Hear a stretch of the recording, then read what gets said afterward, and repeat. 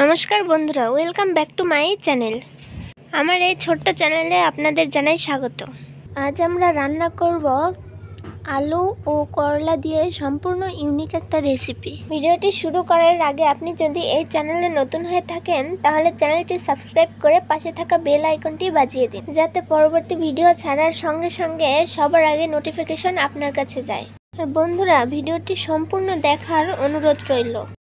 আমি তরকারিটি রান্নার জন্য প্রথমেই আলু সিদ্ধ করে ভেঙে নিয়েছি। তারপর এখানে কিছু করলা কেটে ধুয়ে ভাপ দিয়ে নিয়েছি। এখানে তরকারিটি রান্না করার জন্য নিয়ে নিয়েছি পাঁচফোড়ন, তেজপাতা, একটা শুকনো মরিচ ও আদা ছেঁচানো।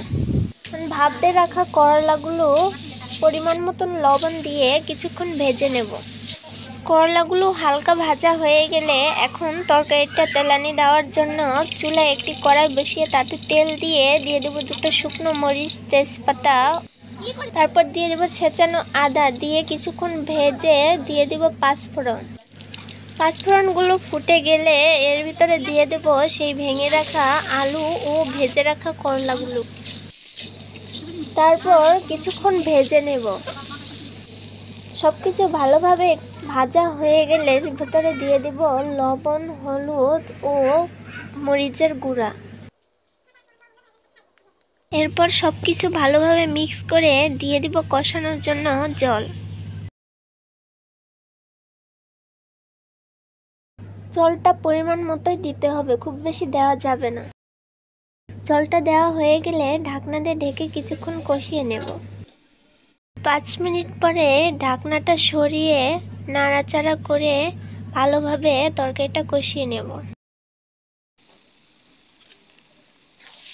দেখতে পাচ্ছেন আমাদের কষানো প্রায় হয়ে এসেছে। এখন এর ভিতরে দিয়ে দিব ঝোলের জল। ঝোলের জলটা দেওয়া হয়ে গেলে মিক্স করে ঢাকনা দিয়ে ঢেকে বলক আসা পর্যন্ত অপেক্ষা করব। তরকারিটা নামানোর আগে জিরা ভেজে গুঁড়ো করে দিতে হবে, তার জন্য জিরে ভেজে গুঁড়ো করে নেব। আমাদের জিরা গুঁড়ো করা হয়ে গেছে আর এইদিকে তরকারির বলকও এসে গেছে।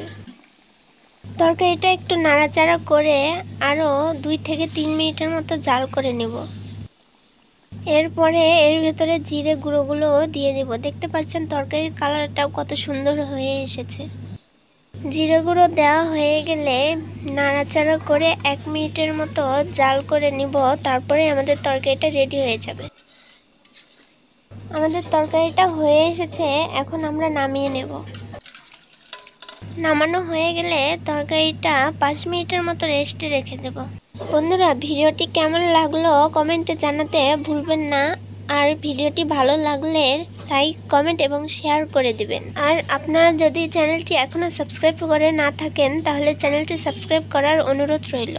আর পাশে থাকা বেল আইকনটি অবশ্যই বাজাবেন, যাতে পরবর্তী ভিডিওর নোটিফিকেশন সবার আগে আপনার কাছে পৌঁছায়। সম্পূর্ণ ভিডিওটি দেখার জন্য আপনাদের অসংখ্য ধন্যবাদ।